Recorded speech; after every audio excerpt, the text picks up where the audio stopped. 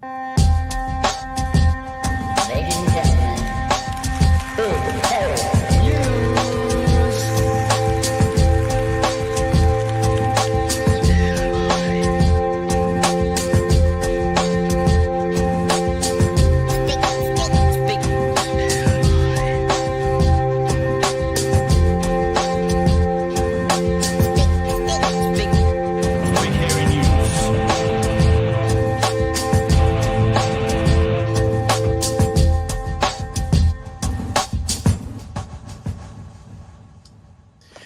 Hey, kia ora e te whānau. Welcome back to another episode of Big Hearing News. Kia ora, Chewy. Kia ora, Pat. How are you, love? going? Yeah, it's going not too bad, actually. I am trying to turn myself into some sort of fucking human burrito. Oh. It's raining and it's windy and it's horrible, and that just makes me want to regress into some sort of caterpillar.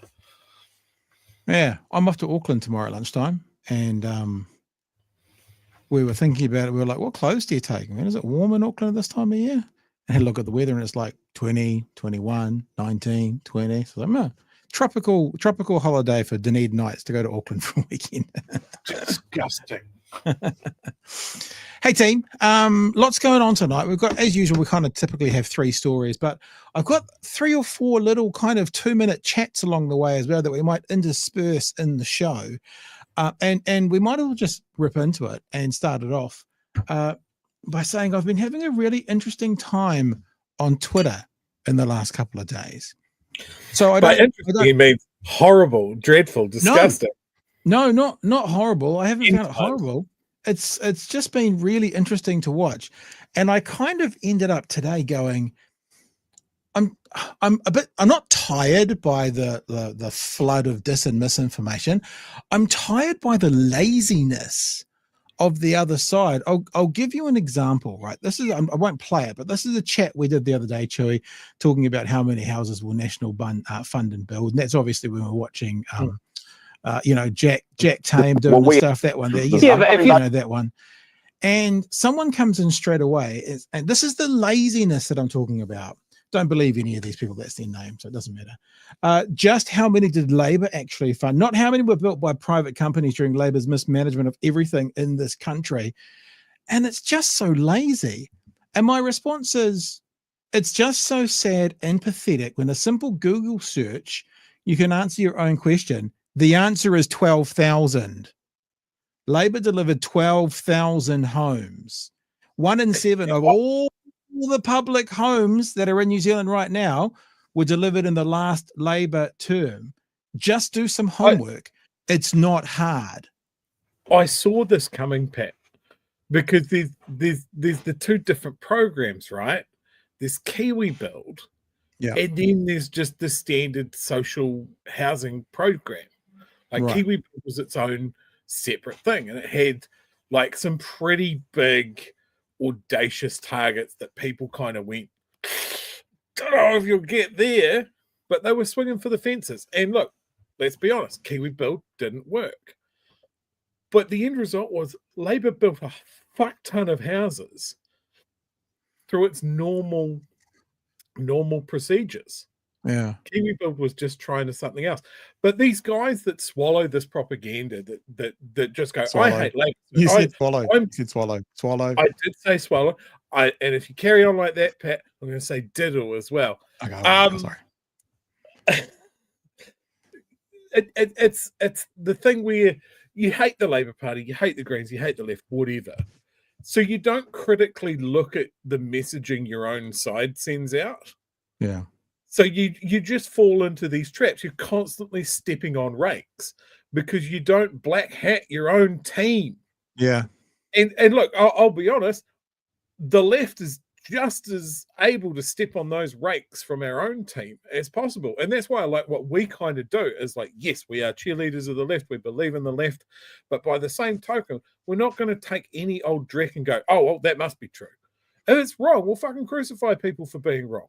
And have done. We did it for what was it, Jenny Anderson, with the ridiculous stats that she tried to make work. It wasn't good. We criticised her on that. We criticised Chippy last week for what it looked like shitting on Tamitha Paul because her ideas weren't wrong. Well, we'll do it. I noticed there was a very small article. It's so small that I couldn't find it. Apparently, he took a day or two to think about that, and extended an olive branch to the Greens, and apparently him and Tamitha have spoken at this point. Kissed another.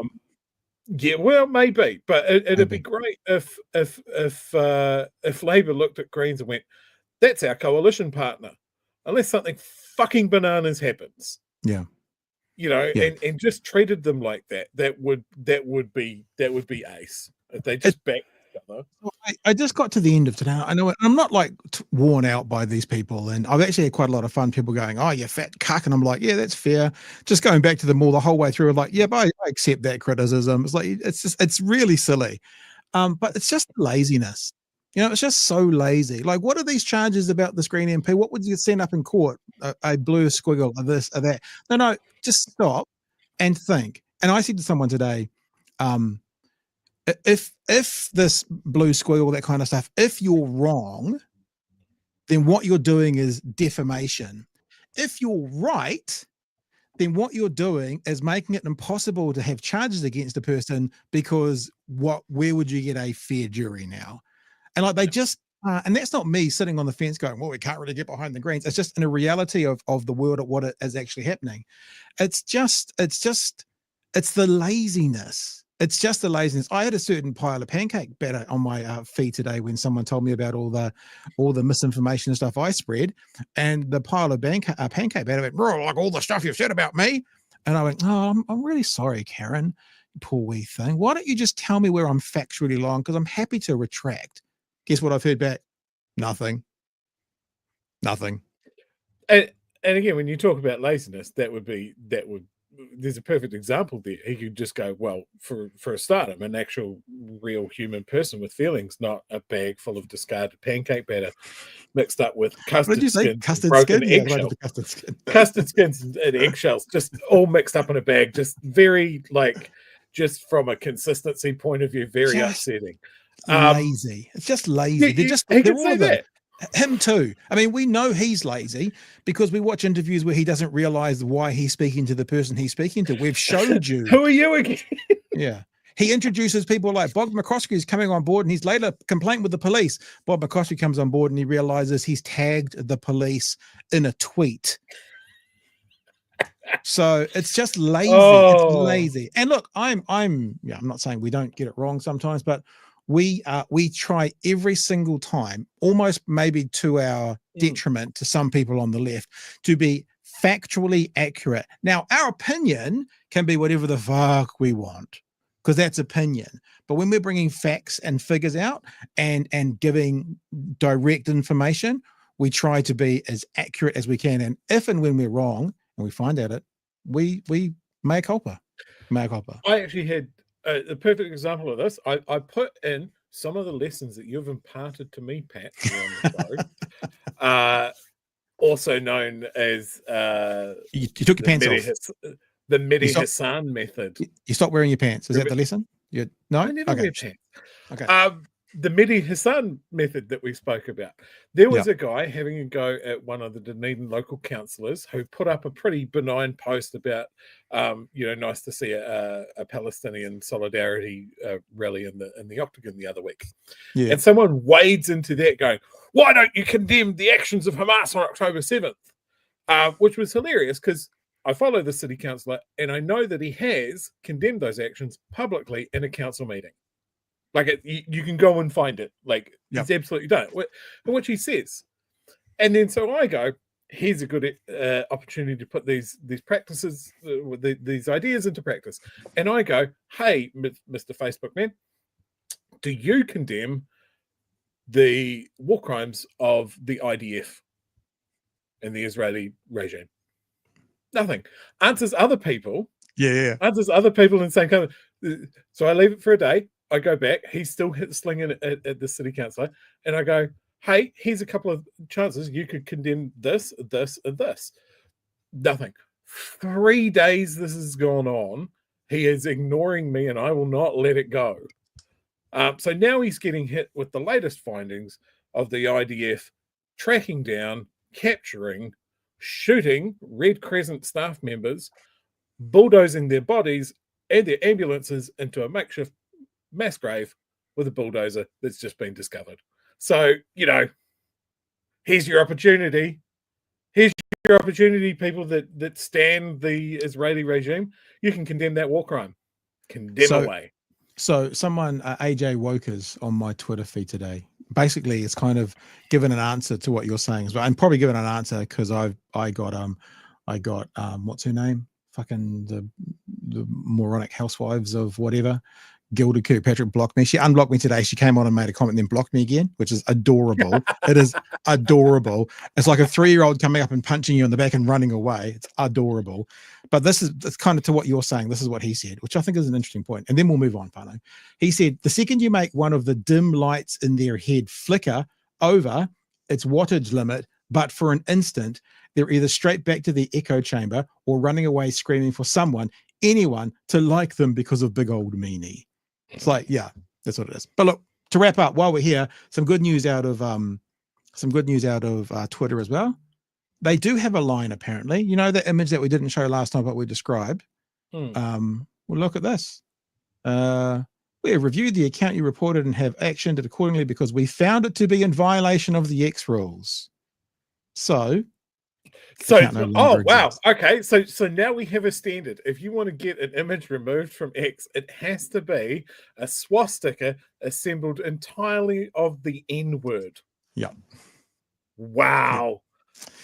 All right. Now, I'm really, really interested to hear your feedback about this, Whānau. I've had a chat this afternoon with Ian Taylor. It was a really interesting chat. So this morning on Stuff, I'm going to find it. There it is. Here we go. This morning on Stuff, I'll bring the article up and explain it all first of all. Ian Taylor cut loose at the NZME takeover bid, talking about Jim Grenon. He went through it. And he talked about why it was a problem. He talked about being, Jim Grenon wanting to be sort of an active board controller, CEO, kind of running the place and directing it, yada, yada. So he goes through all of that. And then he mentioned someone else. This is what Ian said. He says, and one of the more vocal supporters of Grenon's push to take over NZME is Wellington investor Troy Bowker. Now, what happened then was Ian started telling some experiences that he had with Troy Bowker, and he told he made some comments that he said in the article had been said publicly, and they were pretty revolting comments, certainly racially charged comments, if not more. When I got to Ian at about 1:30 this afternoon, he'd spent an hour on the phone with Troy and found out that those comments weren't actually made publicly, they were made privately. And so because of that, Ian asked for those comments to be removed. So as you can see here, the story has been updated at the request of Sir Ian Taylor, as what was cited as publicly available message was actually sent privately. Now, I'm a little bit annoyed with myself because the one thing I don't do in this interview is say, just because they were private doesn't mean they hold the same weight of awfulness, eh? So I don't ask that question, which I should have asked. But some of you are probably not going to enjoy this or parts of this interview very much, because it seems Ian's always been this guy, right? He's always been the guy that solves social issues often with the private sector. I mean, Ian's one of the guys who got around COVID, and because the government was arsing around, basically him and I think Stephen Tyndall and some others actually bought the PPE gear and just went and bought some, like tons of it from offshore, and brought it to New Zealand. That's sort of how he vibes. It also means that how he vibes often is to kind of get alongside and talk to, and maybe the shouting is not all that useful. I don't agree with that. And I say in this conversation, I don't agree with that, but I'm really interested to hear this is a good chat, right? It probably speaks to, Chewy and I have told you before how we've been thrown out of a particular boat. Ian's probably again in a third boat going in the same direction. So I'm interested for you guys to hear the conversation, and then we'll have a chat about it afterwards. We're going to do this now, Chewy, because we've started the things of having the interviews at the start of the show, which is now, rather than leave it till the end. And then it gives everyone a good amount of time to sort of I guess, kind of consume it and think about what they think. And I'd love to get your feedback on it. All right, so this is me with Sir Ian Taylor this afternoon. To go to all those lengths just for, I could. I want to welcome to the show Sir Ian Taylor. Ian, thanks so much for joining us today. No problem, Pat. No problem. Looks like you put on a full PowerPoint presentation for us over your shoulder. You didn't have to go to all those lengths just for I'm at us. A conference. But I could. Okay.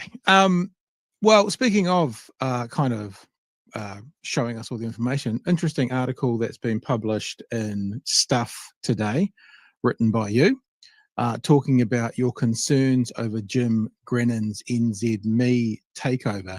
Now, we have kind of touched on this a couple of times in the last couple of weeks. We haven't really delved too deeply into it. Ironically, we are sort of one of those media spaces that is considered alternative or non-mainstream now. It's interesting to watch what's happening in the mainstream. So before we look at specifics in your article, why don't you tell us your concerns, your general concerns about Jim Grenon's takeover bid? I think I guess the biggest concern was this idea that he would be taking an active role as the chair. You know, I think you may recall I used to write for the Herald. One of the reasons I stopped was when the board at the time went against the editorial team and ran the Hobson's Choice ad on the front page. Now, you know, I'm happy for the Warehouse or, you know, all of those things to take front page ads, but for an organisation like Hobson's Choice, it wasn't on a publication like the Herald on the front page. That shifts its emphasis, and it makes it look like an editorial as opposed to an advertisement. Yeah, exactly. And what you realise was that, you know, there's going to be a certain group of people who can afford to spend that kind of money, but they're very rare and they're generally very wealthy. So that was the start of my reasoning to shift from the Herald, even though the editorial team, I found out the editorial team had opposed that move. So again, it's sort of ironic that the board or somebody had approved that to go up, but ultimately the editorial team hold sway and they didn't do it again. So that's what interested me when I saw this happening. We are now looking at the potential for the editorial team to not be able to stop that sort of thing from happening. And just to say a bit more about who Mr. Grenon, and he either is the owner or he's a investor or shareholder in the website Centrist at the moment, I believe as well. And Centrist, by its name, you would think, oh, both sides of the conversation. It's very centre. It's very, we have perspectives, but it does end up being pretty, in my view of looking at it a few times, pretty clear, sort of the more conservative right-wing view coming through. Which then, if he is going to take an active interest in NZME, makes you think, what does he then want to turn NZME into, if anything? Like being active on the board might mean I want to put jet fuel on this commercial entity and just make it financially sensitive, or it might mean I want to make sure some perspectives and ideas are more heavily weighted in this thing I'm trying to buy. And that really was my concern, and I'd been kind of watching. It's not an area of expertise, but I guess it was of interest to me because the media. I've been involved in the media for a very long time, and it does concern me. I think media as it exists today too has to take some responsibility for the divisions that are starting to happen. Between Māori and Pākehā, between, a lot of things are happening where you look at a story and think, why is that up so high? Why are we listening to these voices that are extreme? So we are listening now and giving extreme voices on both left and right. And they are in a minority, but that minority is shifting things. So that's something we have to address now. But it just concerned me that if you look at the centrist and think, what is the opportunity here? I mean, one could be really cynical and go, gee, you're actually looking at buying NZME, which has a hugely valuable asset in its one roof. You could take it over for just $9 million, then sell centrist, get all your money, sell one roof. And now you've got this thing that gives you a much bigger audience than the centrist has got. Yeah, I don't know that that's the intention, but if you're practical and you've got some viewpoints that, we can disagree with the viewpoints, but if they're viewpoints you hold, and now you've got a mechanism to share them, that's the case. But it just starts to put everything out of balance. I spent a lot of time at what is now NZME in a working capacity. I was a full-time talkback host on Newstalk ZB, I think for either 6 or 7 years, and I was certainly working in and around the building for 2 or 3 years more than that. When I was working full-time at Newstalk ZB, you'd probably say they're two flagships. And Newstalk ZB would obviously, daylight comes second, as they say, but then there's the Herald. They're probably the two flagships for opinion, obviously, for opinion and for news. I was very clearly pretty much the only sort of lefty, quote unquote lefty view on that network. So ZB has always been that sort of leaning right. And we always joke prior to this conversation about it's funny when someone's name just changed. Simon Wilson kind of being the only lefty. I know he's not, but on the Herald. So it seems like it's already been in that space anyway. If it's already in that space, what are the extra concerns that maybe someone like Grenon's acquirement might be? I don't know. It's easy to say it's in that space, but my experience with it up until the Hobson's Choice, my experience of it was I was approached by Shane Curry because he'd been seeing what I was writing on LinkedIn, and since then I've been really free to write. In that time, I was really free to write anything I wanted, and it always got I have to say that prior to them giving me that opportunity, I didn't have the voice that I have now. And I owe a lot to Shane and the Herald for giving me that voice. And they always ran unedited anything I wrote. So, and I don't necessarily agree with a lot of what Mike Hoskins has to say, but that's where debate and discussion comes. And I think that brings me to a point. So, we haven't talked about the specifics, but, one of the things that I mentioned was the company he keeps and Troy Bowker. And Troy, so let me just read that out. So you're going to tell us about it, but you say in the article, talking of Grenon, if that alone weren't enough to raise concerns, it's who he's chosen to align himself with that should truly give us pause. There's a saying that you can't learn a great deal about a person by the company they keep. Sorry, you can learn. And one of the vocal supporters of Grenon's push to take over NZME is Wellington investor Troy Bowker. Now, you talk about an interaction you've had with him there. Do you want to give us that in 30 seconds? Then you can go on and say why Troy Bowker is a concern for you, the company he keeps. Well, it's interesting. So it was a instance that came up when Tom Scott had run a cartoon. It was a beautiful cartoon which had the Endeavour and a Wakahaurua sailing together, and that's it there. You look at that. That's the DNA created by Captain Cook's boat and our ancestral Pacifica voyagers. And I commented how powerful a message that was as a cartoon, and then went on to explain why it was important that we were telling the story about the Wakahaurua and the Pacifica voyagers, because when I was at school, that was never told. I was only told about one boat. Yep. That escalated into a kind of slagging match that just said, why aren't you proud of, what are you doing about this kind of Māori stuff that you're putting on? But I do want to actually, because something's changed since I put that article up. Troy Bowker. Can we just pause for a second? We'll go on to that, because one of the points I think that's most important in your article was the slagging match that you're talking about, and the things that he said to you were public. This wasn't like a hidden background information that was like anyone could see this sort of nastiness going on as well. It might be the wrong word, but this debate going on as well. So I think that's an important part of it.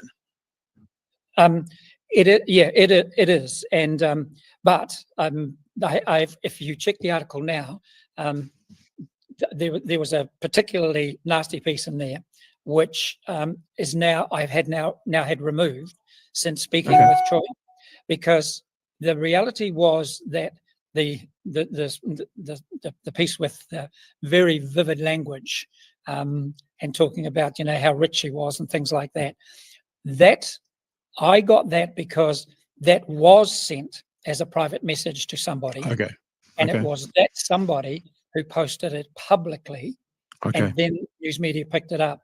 And so I had a long talk with Troy today, and we are going to meet again, because for me, the most important thing is that we should be talking, not yelling at each other.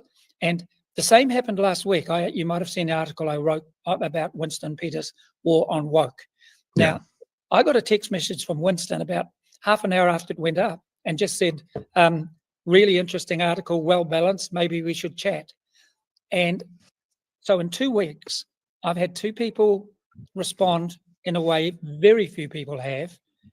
And for me, this is where, if I look at that cartoon and you see the trails being the DNA, the trails coming, this is that Pacifica concept of Talanoa, where no matter your views, whether you agree or disagree, what you should do when you just come together and talk and listen with respect. And I am surprised that Winston and Troy were the 2 people, the last people I would have expected to give me a call. And I had about an hour with Troy today, and it was a very interesting and enlightening conversation. Can you share anything as to why? I know it's a private conversation, but why was it interesting? Why was it enlightening? So we will agree to disagree, absolutely, about a board and a chair, becoming actively involved in the content of a media. I think it's dangerous, and I will always think it's dangerous. So you've been made clear that's still the case. That's actually what your claim was about them being involved, that they want to be at the tiller, so to speak. Well, that's what it looks like from where I sit. And the track record suggests, like with the centrist and other things, we know what the tiller is in that area. So that remains, and again, agree to disagree.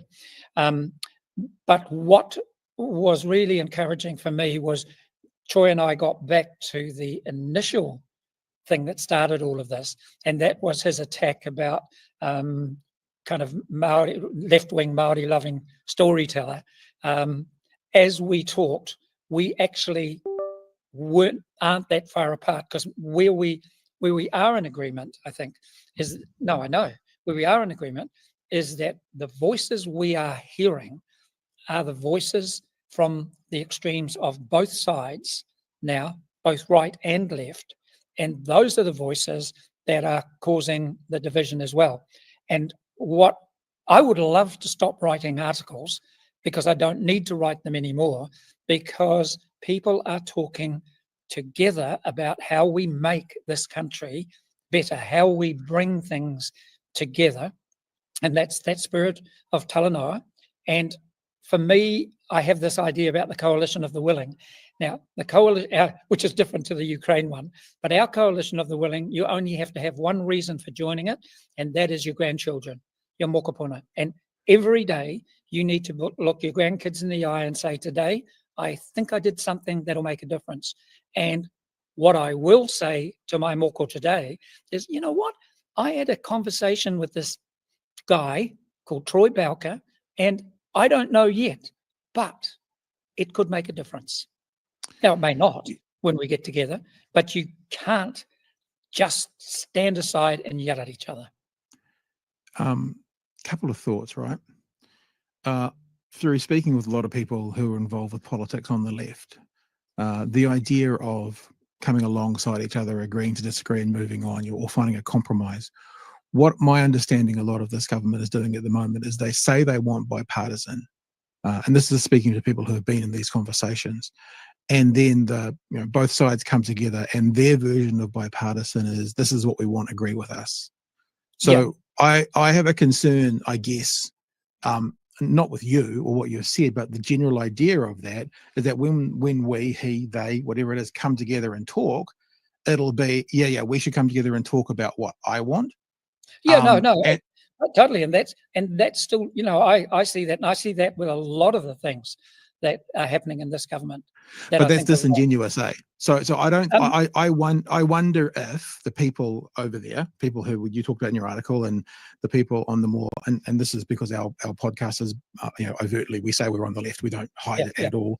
On the other side, if there is such a thing as an other, don't come to those conversations in good faith. But the other thing I wonder, and no offence intended by this, is, do you think you got special treatment from them because of who you are? I can't imagine Simon Wilson getting a text or a phone call from, Mr. Peters saying, "Oh, great article, we should have a talk about it." Do you think you have an element of privilege in this conversation where they're coming to you, you've got the sir in front of your name, which is awesome. I love being able to talk to you, but do you think there's an element of that you have to be cautious of? I am always cautious of it. And, one of the things I have always thought about the knighthood as well is that, because you have to accept it, and a lot of people turn it down, because, and I thought long and hard about it, and then the reason I accepted it on the basis that actually this is an opportunity. Now every day you've got to earn it. I haven't earned it. Every day you've got to earn it, and it may just open those doors. So I will know very, very quickly whether or not there's a genuine kind of listening. So, right back in those days when Troy talked about the Māoris and this, oops, sorry, I'll just turn that off. That's all right. Māori and talked about these, the things, people were just, the word racism was just put up everywhere.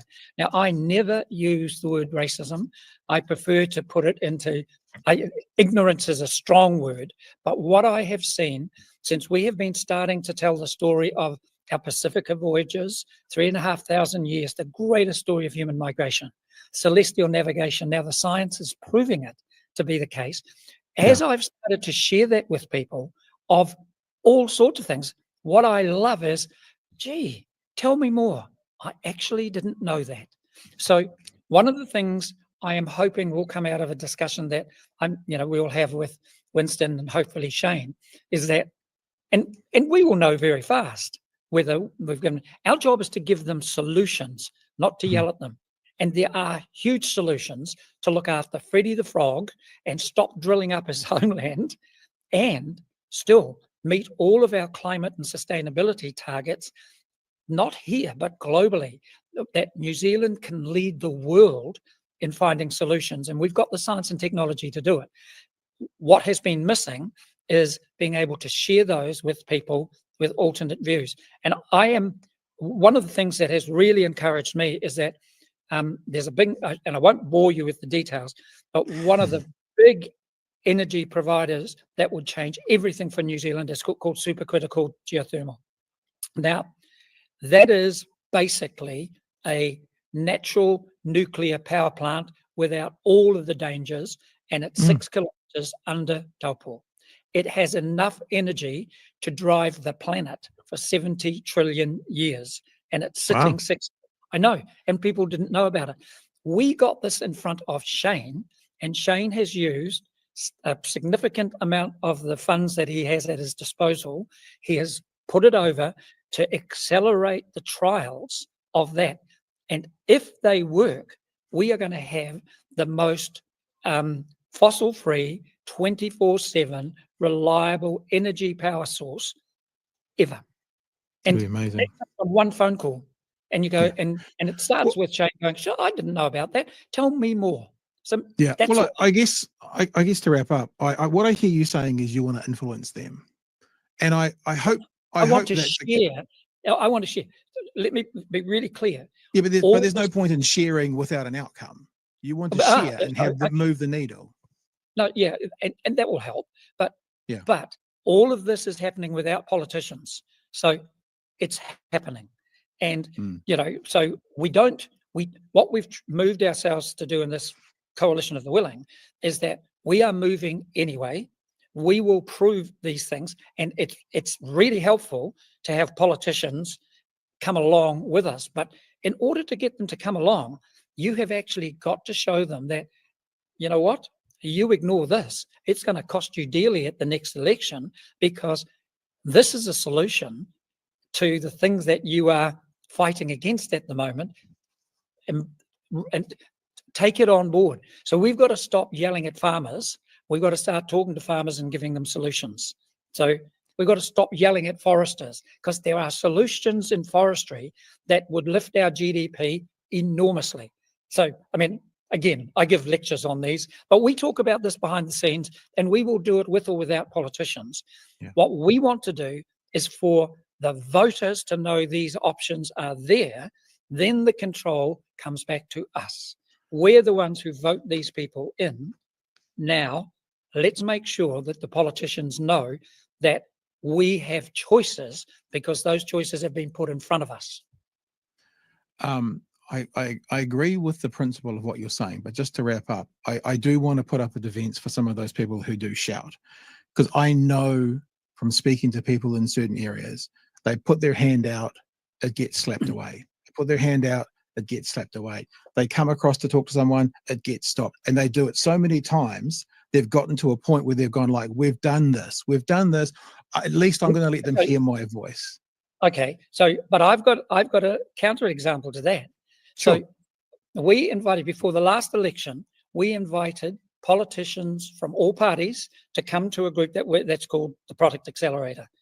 It has designed a thing called Tomorrow's Economy that would embrace climate change and sustainability and make it the driver of our economy. Now, I'm not going to name the politicians who didn't turn up, but I can tell you that some of the ones that didn't turn up will be the ones making that complaint. They did not even come along to see the solutions. Others did. One who did come along and see the solutions, Chloe, which I really welcomed her to come along, and she came.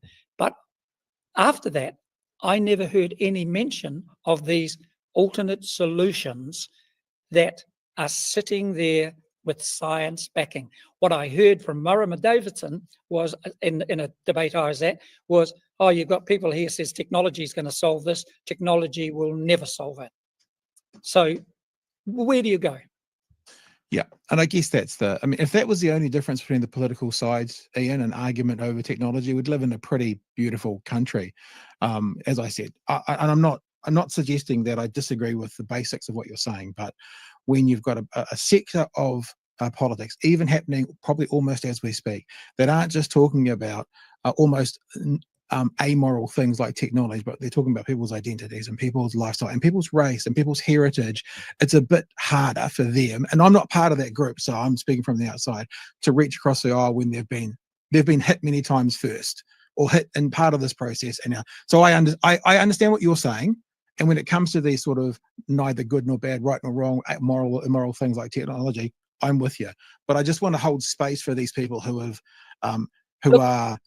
been there, and they feel the only thing they've got left now is a loud voice. That's all. Yeah. So, and I understand that. I mean, I come from a Māori, my mother's Māori. I mean, I was brought up in all of this. My family still live in Rauponga. So I see what's happening to them. So I do understand that. But I am really solutions driven. There are solutions, and Talanoa, that is a Pacifica, that is our thing. So if people have decided that they're going to walk away from that, that's fine.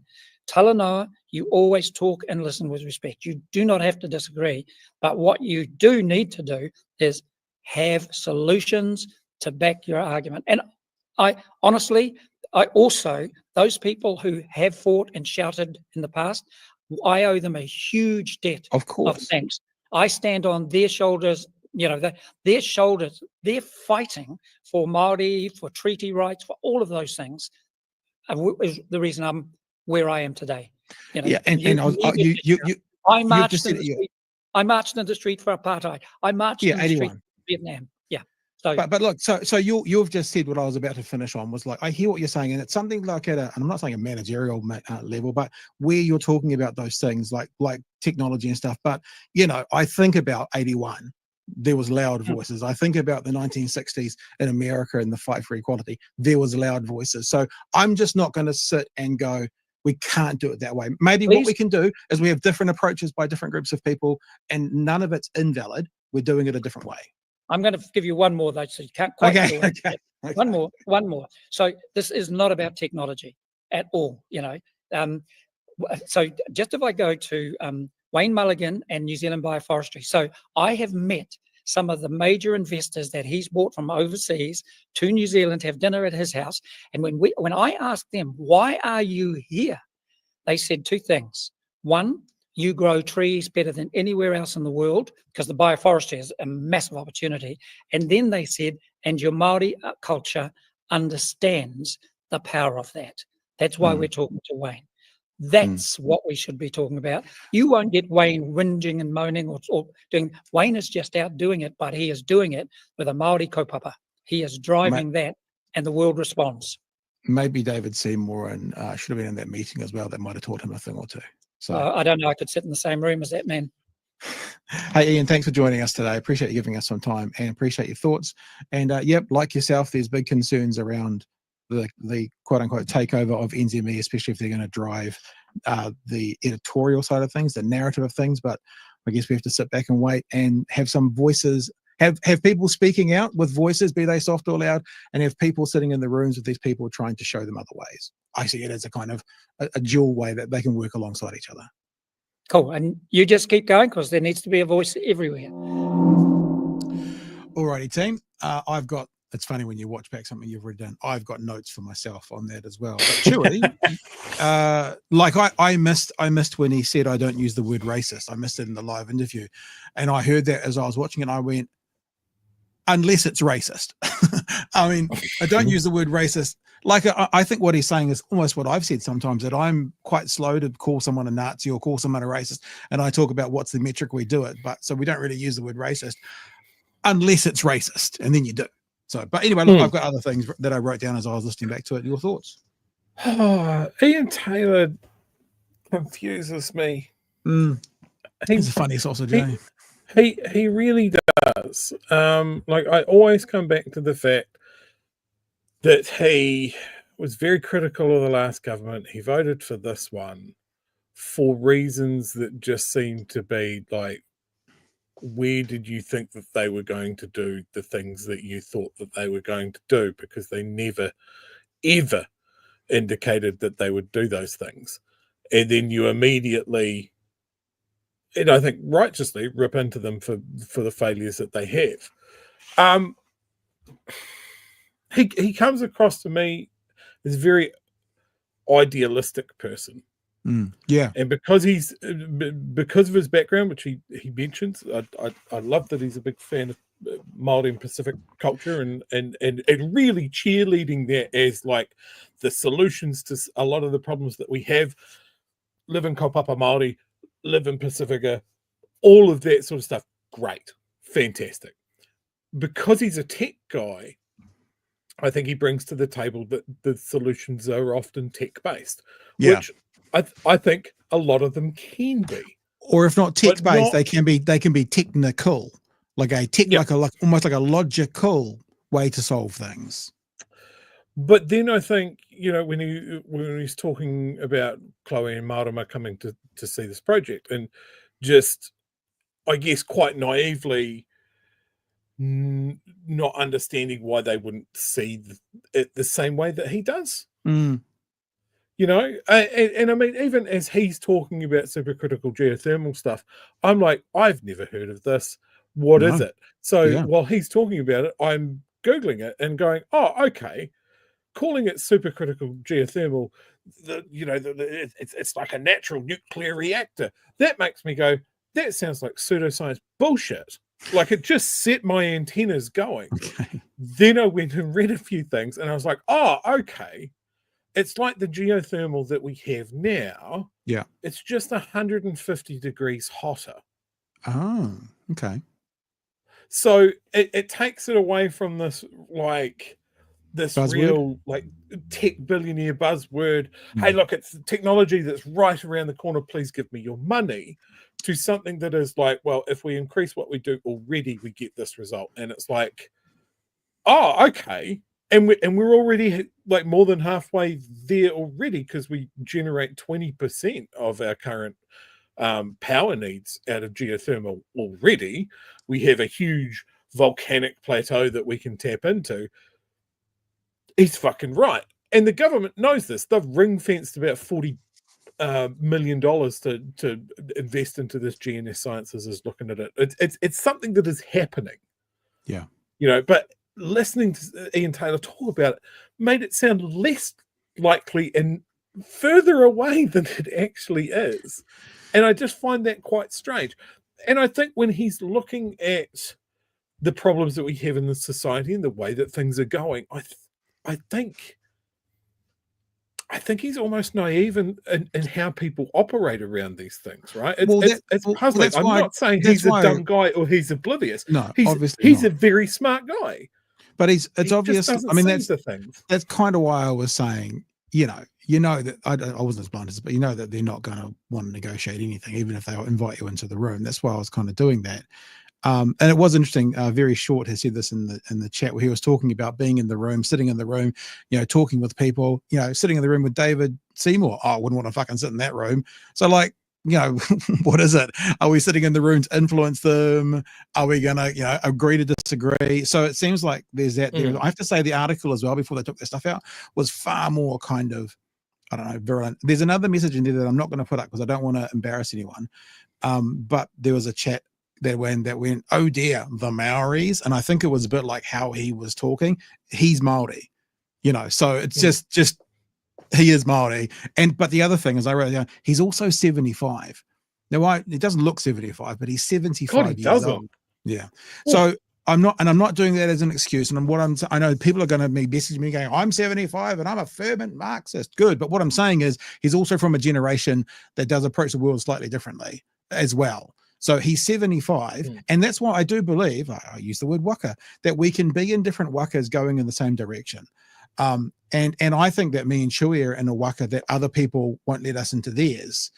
But I'm like, I will fill your sails, other people over there. You go and fight. I'm on your side. I want to see you succeed. In an ideal world, and people talked about naivety and idealism, in an ideal world, if Ian could do what he says he could do, which is basically influence some of these politicians and that kind of stuff, that would be a good thing. The question is, could he? And one more thing I wanted to say, because he talked about the squeaky wheels, basically the far left and the far right making all these noise.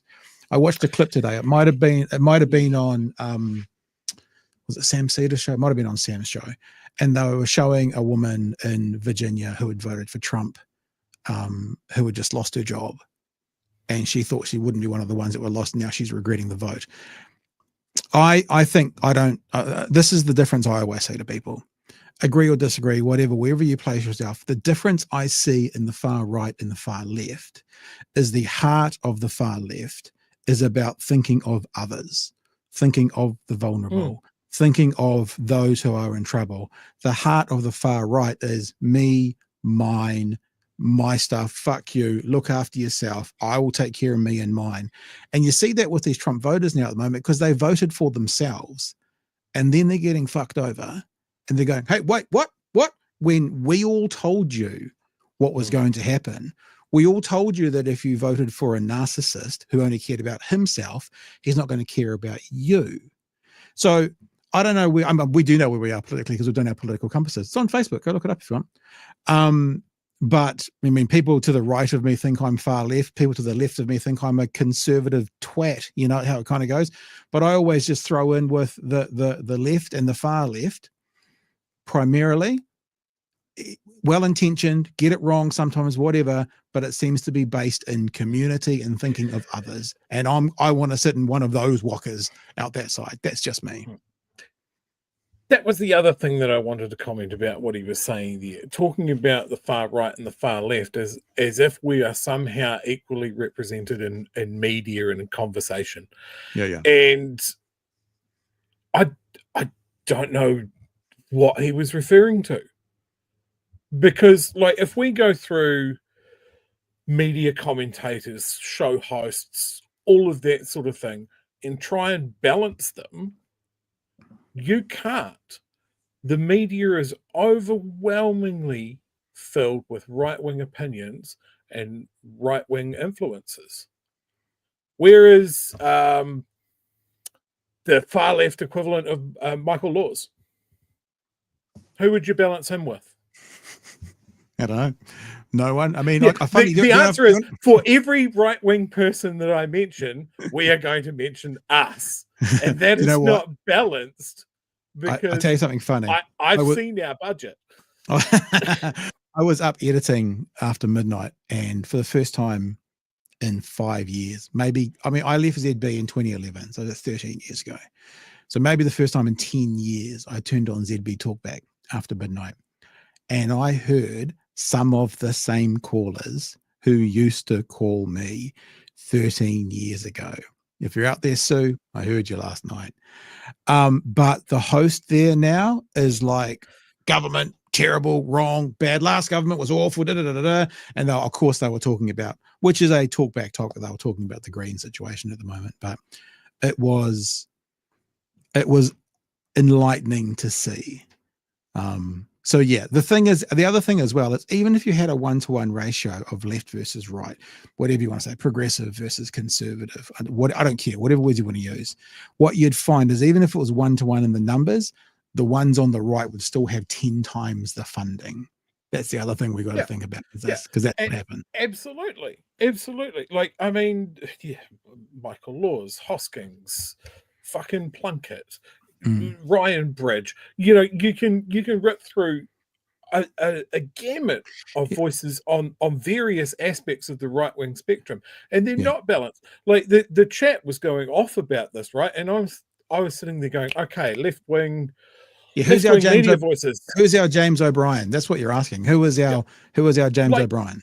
There's two that I could think of. Marcus Lush. You know, I think he's more. Well, I mean, I mean, that's what I mean. That's what I mean. Yeah, you can't go. He's as left as Michael Laws is right. That's what I'm talking about. It's not. But also, let me say, but also he does a show, his evening show on ZB, which I don't listen to, but I know the format, which is more kind of magazine style. So even if he does sit on the left, like I know a couple of other ZB people that are far more lefty than not, but the shows they do aren't politically based. They're kind of stories of the day and what's been going on. And for Marcus, I am being a bit kind of tongue in cheek, but what's your favorite banana bread recipe and sort of stuff that doesn't need someone to come out and be like cutting edge stuff. Yeah. Look, you get people saying John Campbell. Again, he's solidly on the left, but I wouldn't say he's as left as Michael Laws, Hoskins. But it's also different. John Campbell, what he produces is like television. He doesn't therefore speak to the public daily, offering opinion. It's a different entry into the media world as well. Yeah. So, if you really want to put the cats among the pigeons, just fucking chuck a few, like we talk about the right wingers that stumble into our chat, and some of them are very definitely welcome back. They're crunchy little croutons. Imagine if that was the thing on ZB. If they alternated left to right voices throughout the day, it'd be fucking chaos, and it would be so entertaining. Can you imagine that hard right shift? Okay, well, we've just had Michael Laws saying that Māori should be fucking outlawed. We now come into the Che Guevara hour, brought to you by Chewy. What's okay? The topic for today is how many guillotines do we need to buy, and should they be in the central area of every town in New Zealand? Now taking your calls. Do you not remember when Today FM started up? I said this won't work. This will fail. They're trying to compete with ZB. They've got on hosts. Remember Duncan Garner said he would vote for Trump. And then they had the two on in the afternoon, one who is angling to be a national MP, Mark Richardson, and one who is an ACT voter, Leah Panapa. These are the hosts they had on. They didn't even go for the low-hanging fruit. Respectfully, they could have had people, I'm not saying I would have done it, but people like me, John Campbell doing Breakfast on Today FM. Hello. Mind you, I think Tova was fine. I don't think Tova's got a, I think she is more journalist than ideologue. But, those talkback things, I mean, Bomber's done talk, but that kind of stuff, that could have been what Today FM is. And at least that would have tested the market for, is there a space for progressive talk media? We don't know because there's never been anything. What about the discussions you had with TVNZ when they shit canned us off a steal in their debates? Yeah. Where they were talking about like, oh, well, maybe we could carry your content and that sort of thing. But then we'd have to balance you with someone like you on the right. So we're fair. That's Should we tell that story in case people aren't aware? We're being very late. But when TVNZ booted us off YouTube because we were playing their debates, I then interacted with some of the heads at TV. I don't know. I can't really remember what was confidential and what was not. So I'll just tell you. If you've ever heard me say people in the media world have told us that we're 5 years ahead of everybody else, that was the head guys at TVNZ. They were the ones that were saying we're ahead of the curve. Yeah, head of news. And yep, they said they were thinking about carrying us. And the thing is, unfortunately, mainstream media does think like that. And I give them the answer straight away. And they can't, it doesn't fit with them. They go, we'd have to balance you off. And I go, no, you don't. When you host The Daily Show with Jon Stewart, when you buy that, you have to balance that off? Of course not. It's not your product. So you license our product and then we do whatever we want. You license The Daily Show, they do whatever they want. But they don't seem to be able to think that way. And I think a part of New Zealand media's thing is what am I prepared to put up with when it comes to shit coming in the inbox, like the complaints, versus how much will this product give us? So that's probably something they go through as well.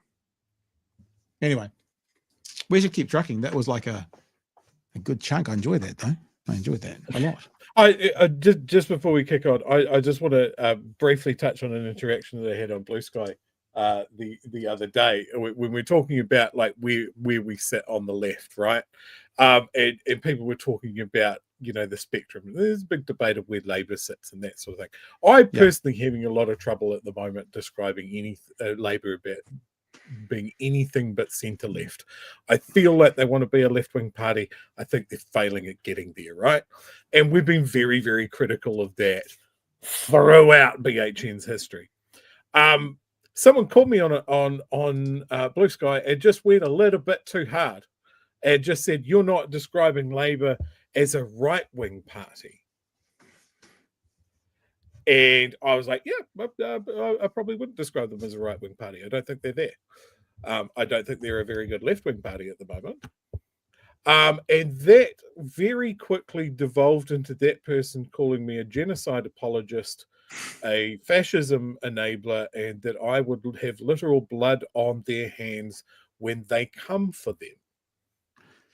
Right. And I was just like, what the fuck? It was crazy. Some of you that followed me on Blue Sky probably saw it happen. And this is one of the things is for some people, we are not left enough. For some people, we're too far left. Yeah. And I think if you try and follow that and go where that wind blows you, you will lose your fucking mind. Just do you. Do what feels what is right for you. Don't try and do something on behalf, for somebody else's gratification, for someone else's approval. I'll never measure up for that person.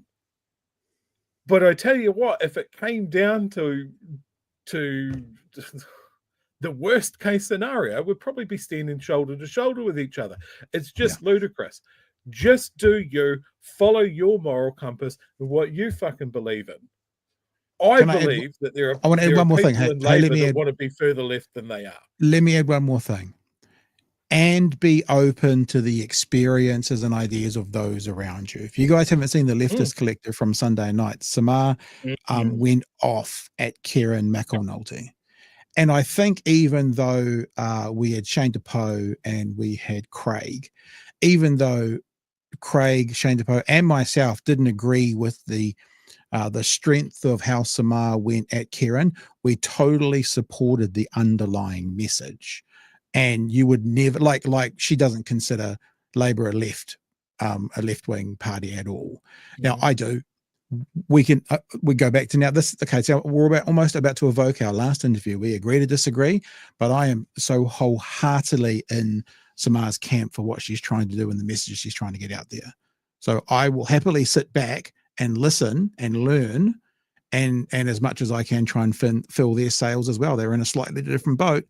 Theirs is probably bigger and faster and nicer than ours, but we want them to succeed. We want to be a part of it, and so we sit back and we listen. I follow their content quite a bit, and I follow it because it challenges me.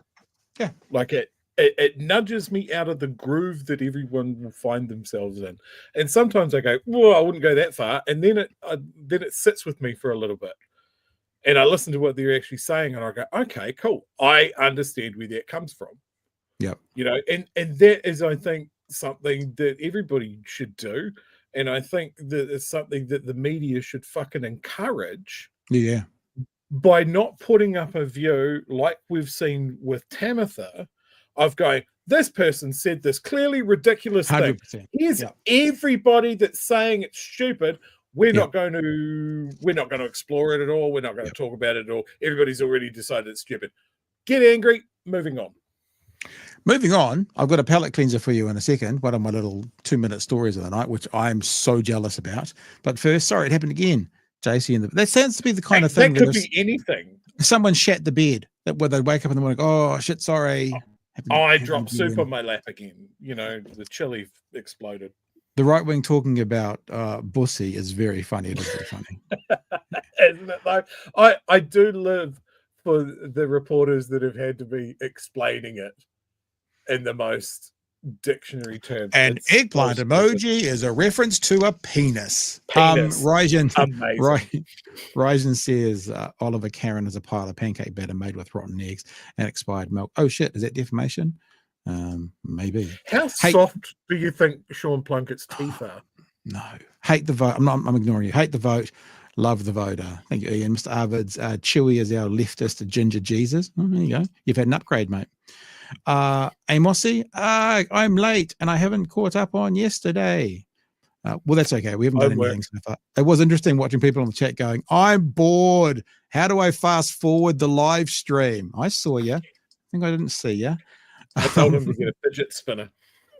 The People's Front of Judea, bloody splitters. Yeah, that's a very good point. Right. Palate cleanser. We're the Judean People's Front. Palate cleanser. I'm so jealous. I've said this before. There's a couple of interactions I want to have in my life with animals. One is orcas. And anytime I see orcas and people kind of being close to orcas, I'm like, oh, one day in my life. This is the other one.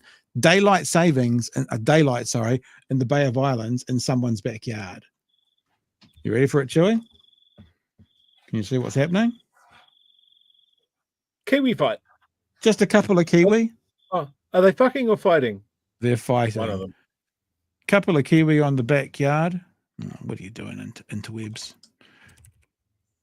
Unless the video's been taken down and it's going to... couple of Kiwi on the backyard, having a bit of a scrap, like super close.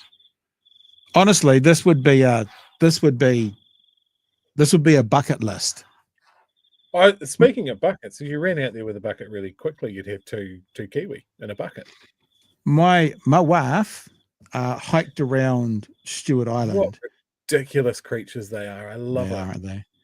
Hiked around Stewart Island, and she has on video that while she was walking part of the track, she had to stop and stand still because a Kiwi came right up to her and started playing with her boots and then just walked off. Look, we're not finished, by the way. Look, right there. I mean, honestly, wouldn't this just be the most amazing experience of your life? How old were you when you saw your first Kiwi? I would have been little at Auckland Zoo. Would have been. I was 35. Oh, really? Yeah, because as a kid with ADD, get him. I got $5 on the big one. How you go into the Kiwi house and you stand still and you let your eyes adjust. Yep. Impossible for a kid with ADD. Couldn't do it. Never saw a Kiwi. Until I was 35 and went to the Kiwi house. and finally saw one and was just like, it's adorable. And then I think I saw we went down to Stewart Island, and I saw them there again, and basically in the white. We were going to do a Kiwi tour, and then a local in a pub said, no, just go out to the rugby field at the top of the town. No, fuck, I'm going to Stewart Island, bro. They just come out and forage on the rugby field after dark, and he was exactly right. It's amazing. Don't need to pay for a tour. Right, That video was incredible. Yeah, it was. That's another thing as well, is they didn't even have to go to the rugby field, bro. These Kiwis just came to the person's backyard. Front yard. Had a bit of a squabble. I'm off to Stewart Island. Anyone that's got contacts in Stewart Island, send them my way. I can go for a holiday there. I find, like, again, I'm 45 this year, and I think about how much conservation work and increasing the numbers of Kiwi and Takahe and all of the, like, we've got this shit on lock. Remember, the kakapo was out the door. There was no way that population was coming back. And then they're like, that's why we can't get a handle on their breeding. It's to do with the remu fruit. Now we can track it. Now we can encourage it. And now we've got hundreds of them. I did notice the other day that we lost 4 Takahe to a stoat. Oh, really? Single stoat in a week. Yeah. Hey, shut up, bro. We got to keep working. We got to keep moving. Stop all the talk, bro. Come on, bro. We're going to talk a bit about this. Birds are cool. This is a bird show now. It's a show about birds. We have to finish with a bird like the morning report does tonight. Do you know how to do the P waka waka? How to do it? You wet your lips and you go like this.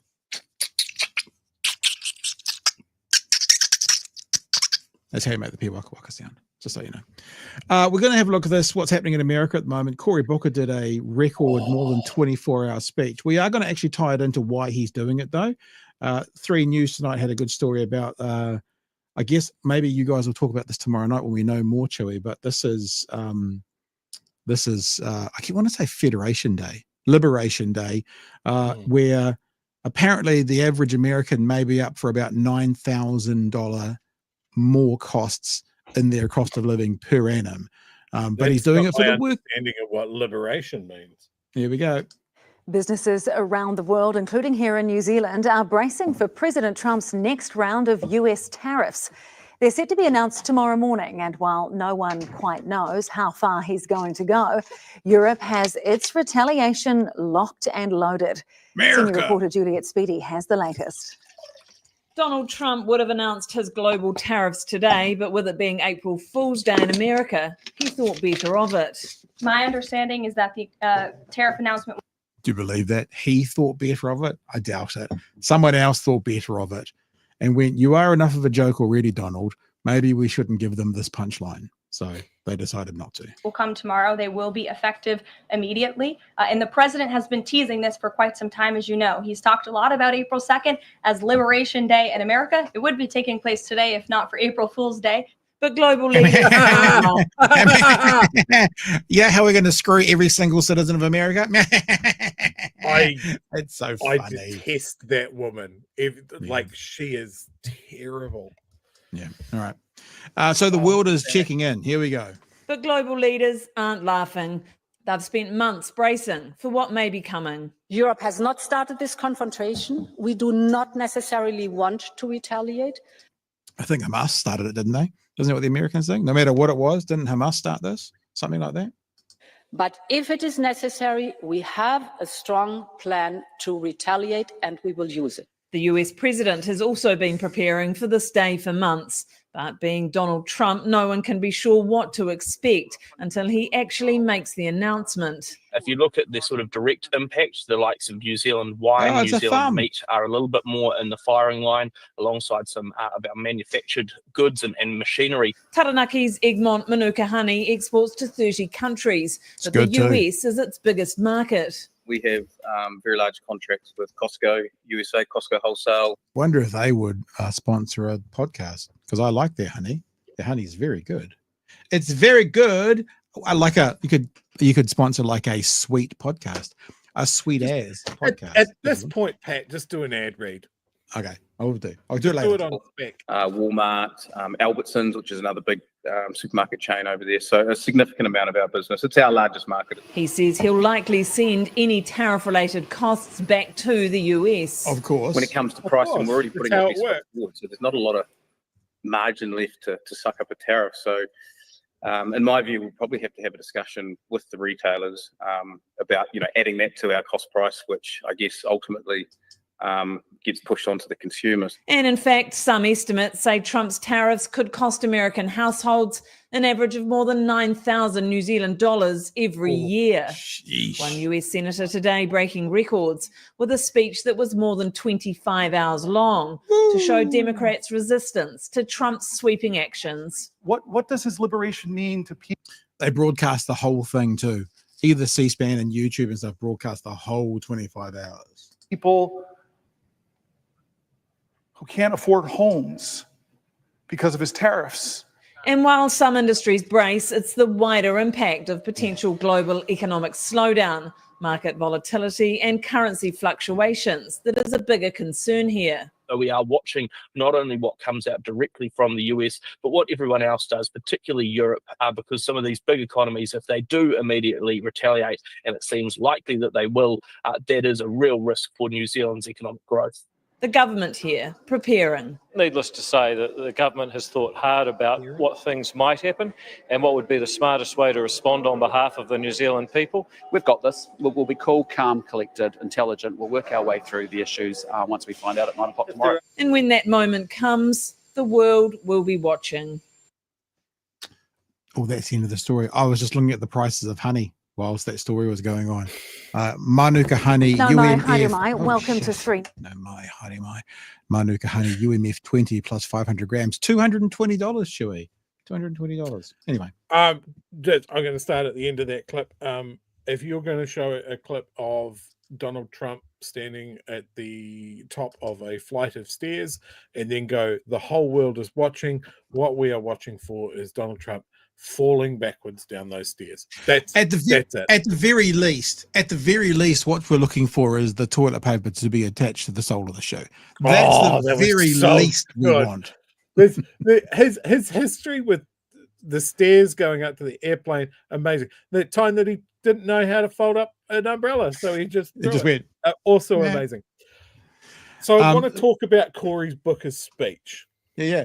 For anyone that doesn't know, I think we all know this, but I'm going to say it anyway. He was doing a filibuster. As long as someone is speaking, they can't progress with the vote. And that's what he did. He absolutely smashed the previous record, which I believe was 20 hours, by getting to 26 hours of an uninterrupted speech. So how do you fill that time? You fill that time with making sure that you have enough material to talk about every single piece of misinformation or every single time that Donald Trump has told a lie to the American people. That's what he was talking about. That's the information he was imparting. And so he got 26 hours. Because Republicans in the past have read children's stories. Like they've literally just read out children's stories as a way. So he actually did the whole time, my understanding is, actually talking about substantive things all the way through, which is really impressive. This is an excellent point, Pursuit. I'm going to put it up. Pursuit 82 here says, don't forget that the previous record was against the Civil Rights Bill. So I'm glad that they can get that record off the books. No one cares about second place, especially if it's for that. Yeah, just absolutely yes, the rule about a filibuster is ultimately a very, very silly thing, but it's the American system. So of course it's silly and pointless. I wish that the Democrats were resisting what is happening with more than just talking for a really long time. But they can't do much else.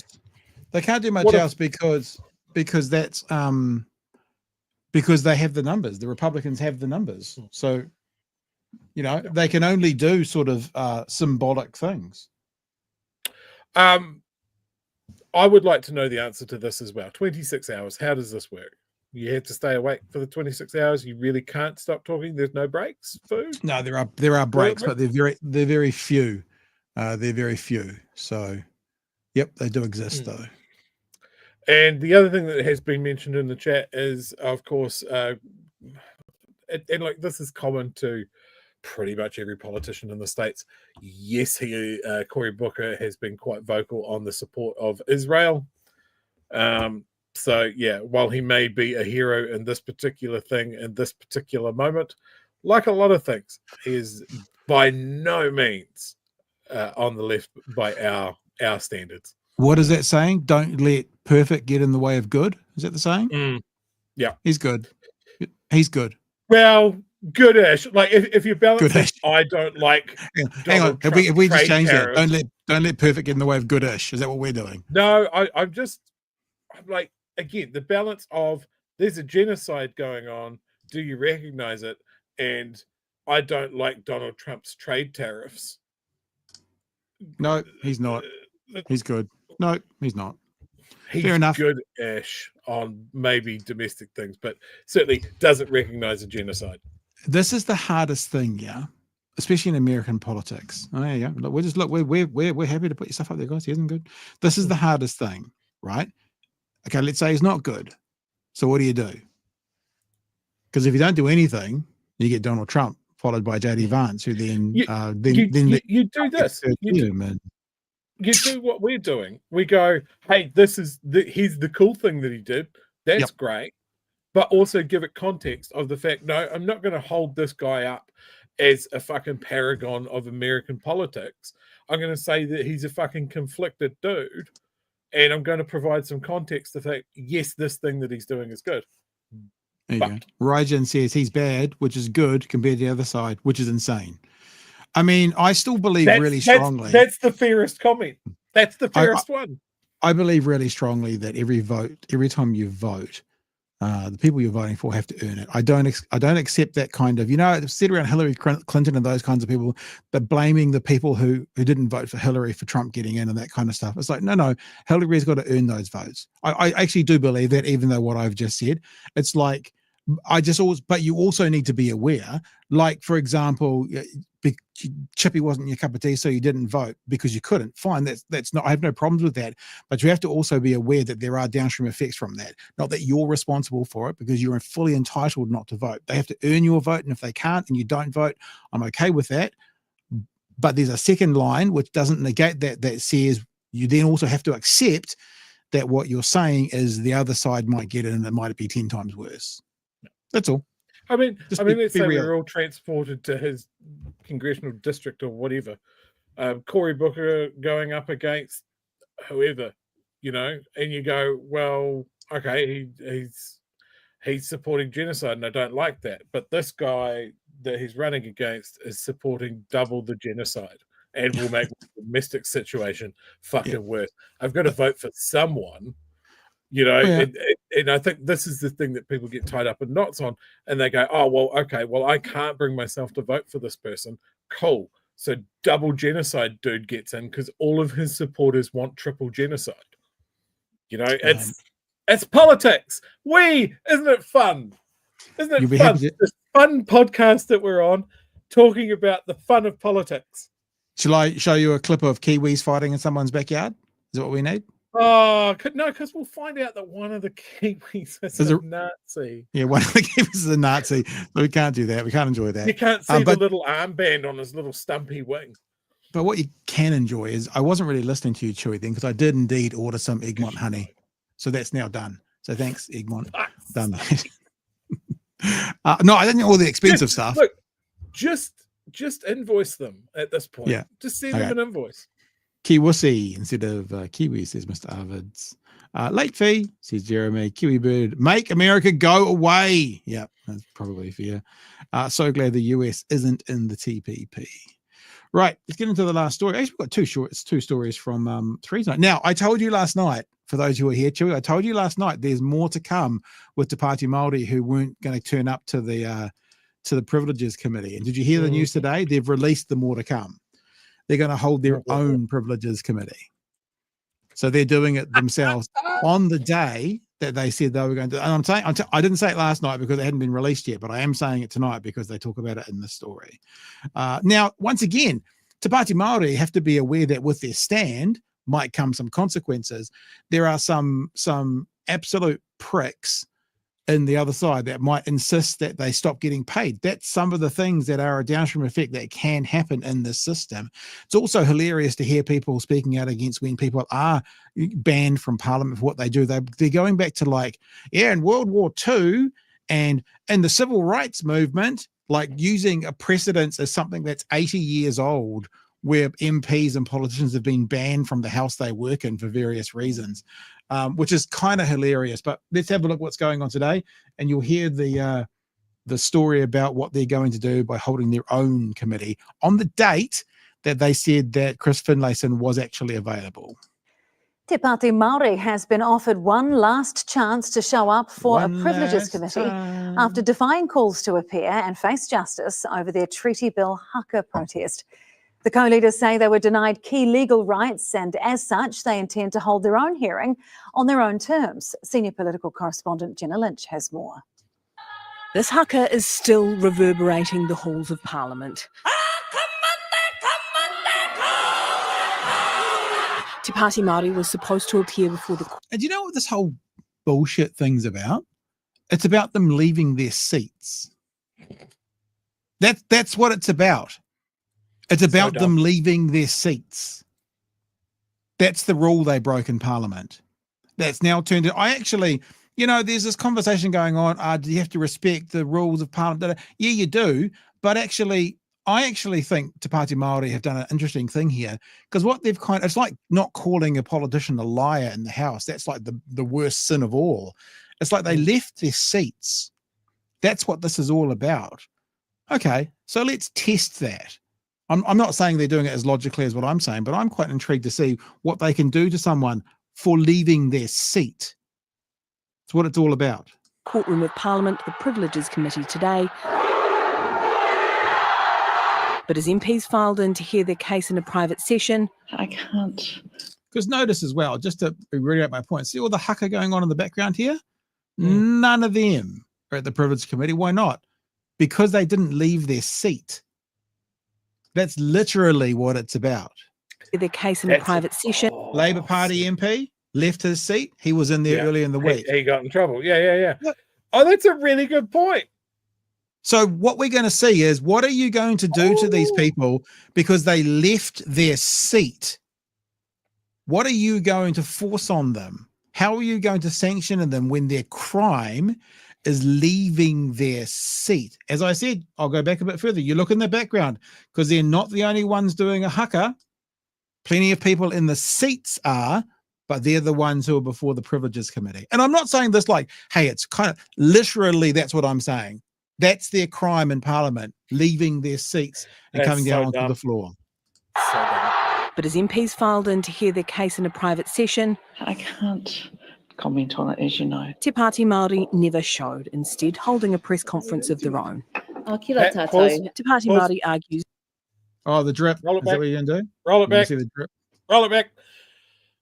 Once and again and forever, we just need to acknowledge the Māori Party drip.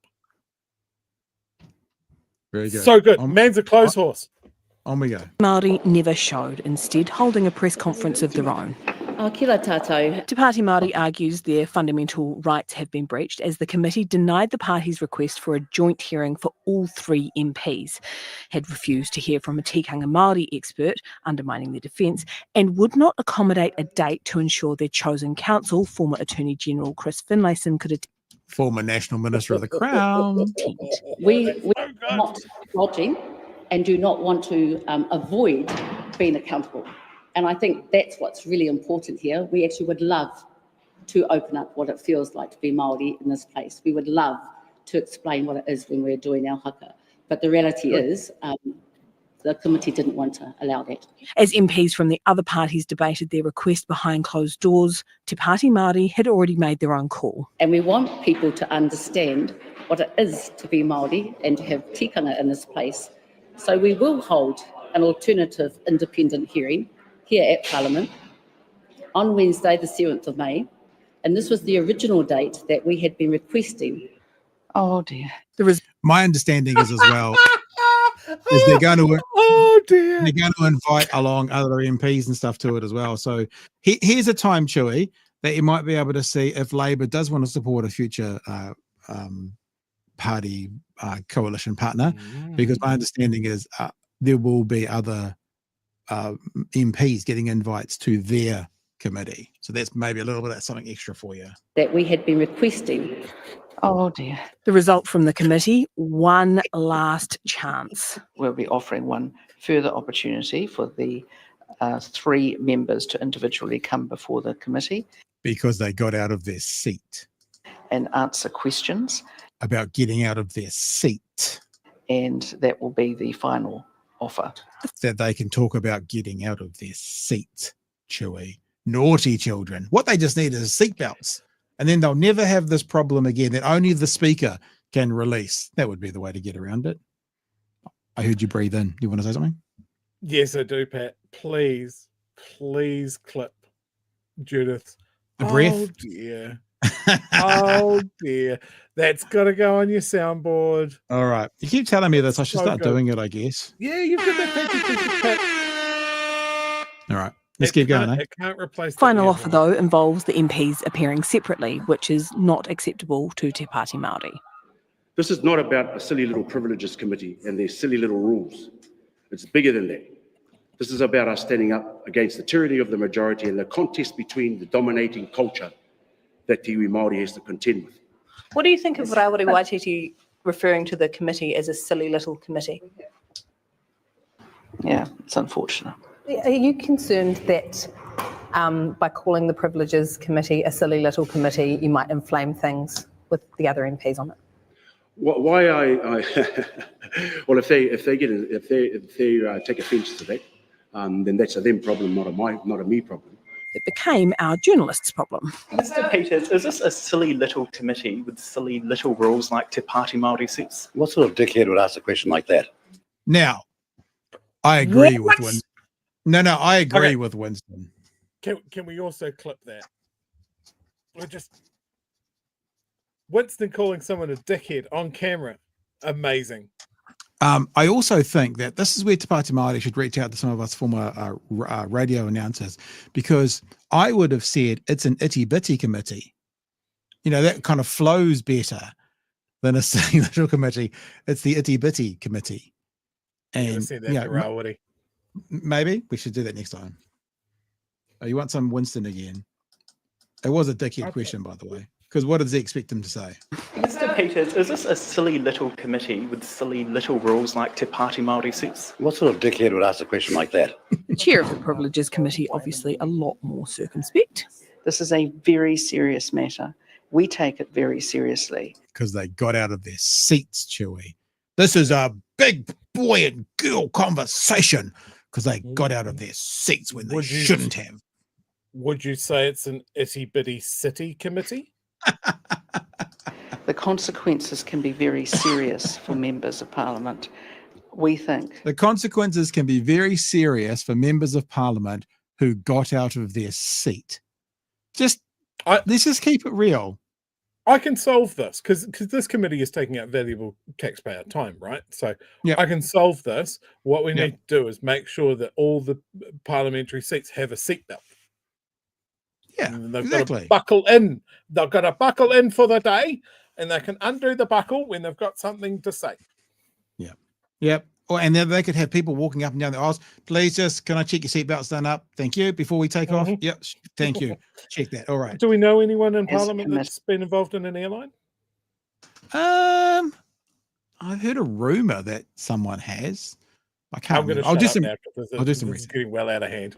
I'll do some research. That we need to give one further chance. Te Pāti Māori had finished their press conference before they learned the committee's call. Do you hold respect for the institution of Parliament? The institution of Parliament, does it hold respect for Kiwi Māori? That's the question I would ask. And that is what it has to be about. We are yet to hear whether they will embrace the final opportunity offered or go their own route. We're yet to hear, but I think we kind of all know what's going to happen, if you ask me. Yes. So the itty-bitty committee is going to go on. The shitty itty-bitty committee, the teeny-weeny itty-bitty committee, like with some titties. That doesn't work. That doesn't work. I'd almost say that Winston still has value in Parliament, as if he just calls the first reporter he sees a dickhead whenever he exits a room. I just thought of it. Of course. How did we miss this? Because Rawiri Waitiri wouldn't go to the itty bitty shitty committee. It writes itself, Chewie. We've got his details. Just email him. He could make an apology. He could go, hey, look, I said something yesterday about the committee that was ill-considered, and I'd like to reframe my statement, and then go, yeah, it's a shitty, itty-bitty city committee. I'm glad we did the story last, because if we did the story we're first, workshopping. we would have that like thing madness. going on. The whole chat would be any itty words that rhyme. It's our own version of Aussie. You did theatre sports. Itty. I did theatre sports. It's just ideas flowing. Arvid says, respect the rules, respect the culture. When we were talking about it's just getting out of the seat, that's when Guru messaged, that's why it's a tikanga debate. Yeah, gotcha. Carl has gone, big honey news. That sounds like perhaps a pornographic movie about a large female newsreader. Maybe? No.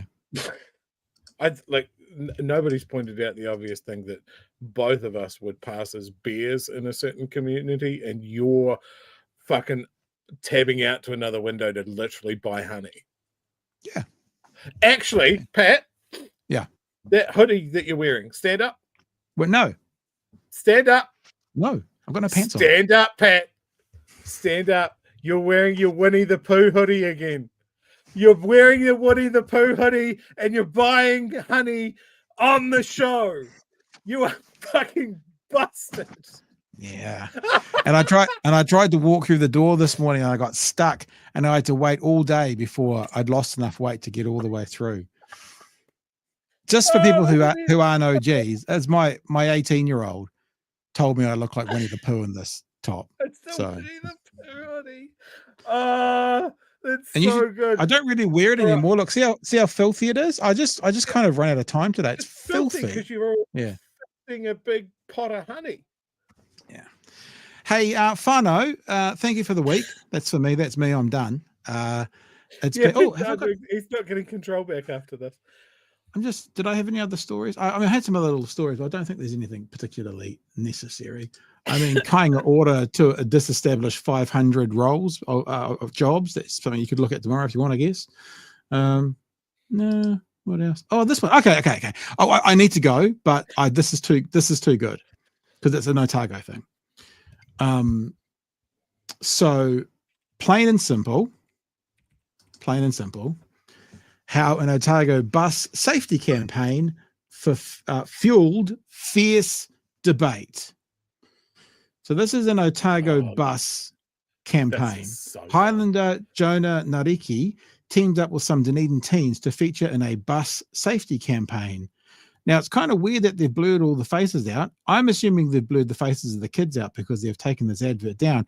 What can you see anything in this picture, Chewie? Anything at all? Anything in this picture at all, Chewie, that might be the reason for outpouring of anger from the Dunedin, from the Ratepayers Association of the Dunedin community?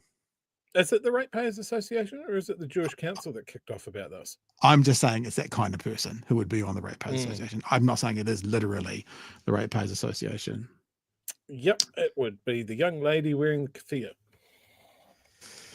A safety campaign for buses and bus stops was launched by youths and the Otago Regional Council earlier this year, but complaints were received regarding a youth in the campaign wearing a Palestinian keffah and a necklace depicting Palestine. That led to the campaign being briefly paused.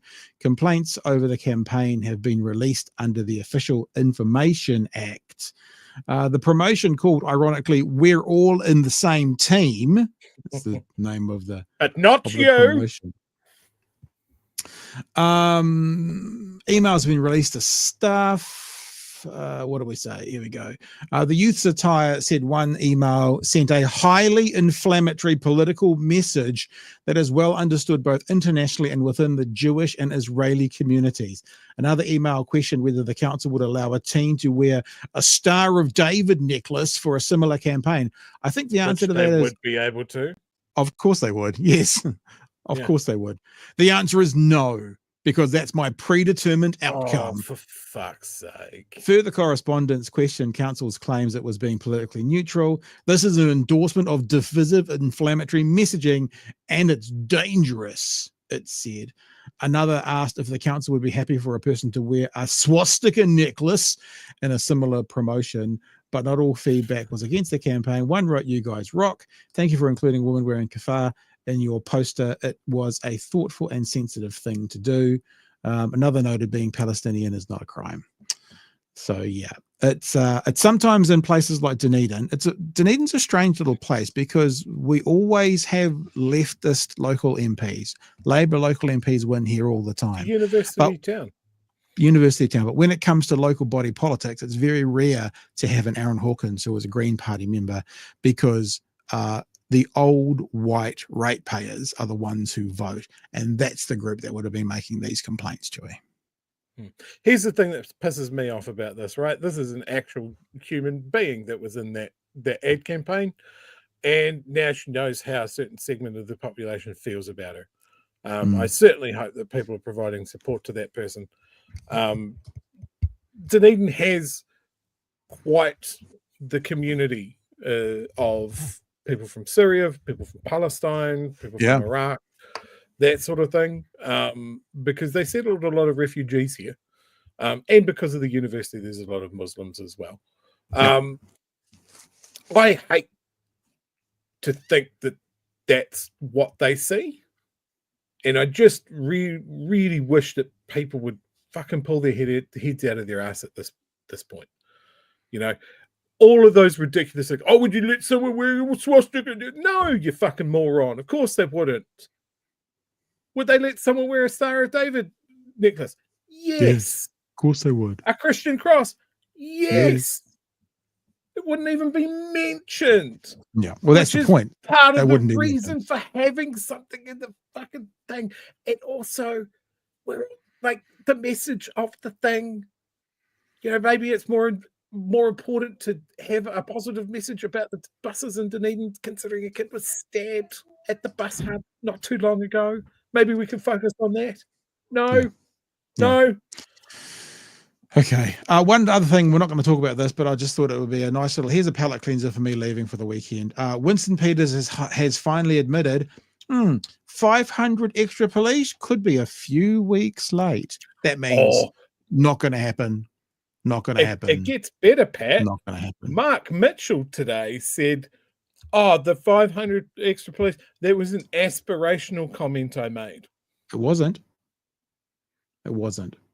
Police Minister Mark Mitchell began saying the 500 target would take 3 years to achieve. But even that, it's been 14 months. They've got 13 new officers. That means in 3 years, you're going to get about 35 following the statistics you've got so far. So full of shit. Yeah.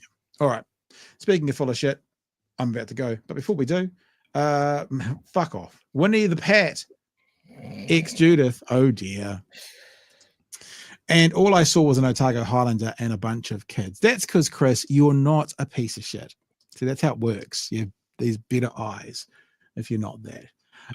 So that's it for me for the week. I am off out of here. I'm up to Auckland for Thursday, Friday, Saturday, Sunday, back Monday. I'll be back with you live on Monday night. Chewy will be here tomorrow night with the lovely, absolute lovely Emily to take you through tomorrow night. Lots of interesting things around tomorrow night as well. We've got the tariffs you'll know more about by this time tomorrow night, and other things going on as well. Thanks for the week, Chewy. Thanks for jumping in and being a part of all of this. Yeah. I mean, it's, I always kind of feel weird at the end of the night when I'm saying thanks for the great show, because some of the stuff we talk about is pretty ugly, but thanks for the show. Thanks for being here. Thanks for being a part of us. And yeah, I might play a bit of a song just to go out on, if that's okay. People keep asking, what's the name of the song? BHN theme song? Something like that? The BHN banger? The We're not bang, we're not good at naming things. Banger Aussie. The Banger Aussie. That's what it's from now. It's the Banger Aussie.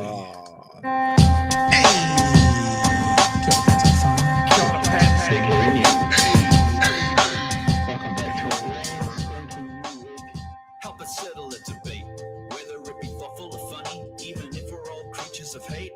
It's a fine line that we're walking together. For better, push aside the temptation to berate. Let's take a note of the corners we stand in. As many points as the hairs on my chinny chin chin. When the news that we're watching is hairy, knowing all the things that we need to be wary of. Like the rich have the hand out for rewards, while the many have to work at what they can't afford. And the rest of us ain't paying attention, or maybe have questions we're too worried to mention. Other media are still dwelling on trivial facts, vetting peas from the rice and the mice from the rats, and picking and choosing a war puff to run, and linking ourselves with the hill to die on. It's gotta come down to a welcoming vibe, with an A and a self and a higher in mind. All have a lean either this way or that, and will be analyzed by both Chewy and Pat. With the evil in the world trying to mess with your head, and you're sitting on the couch, you're thinking chivalry's dead. Each night, 2 nights, they're gonna sing you to bed. It's big hairy news. All right, guys, we will catch you when we catch you. I will be back again Monday night. You will be here tomorrow night with Emily. That's it for us. We're done. We're dusted. We're off out of here. Thanks for being a part of the show for the week. Thank you, patron. Thank you, ball boys. Thank you, umpires. Time to go home and spread liniment on our legs. I was trying to have some kind of sporting analogy there, but it kind of fell apart at the end, so I'm not entirely sure what happened. I'll bring the oranges. Half You wash time. the uniforms. Catch you next week. Sure, we'll see you tomorrow night. Hooroo team. Cheers, man.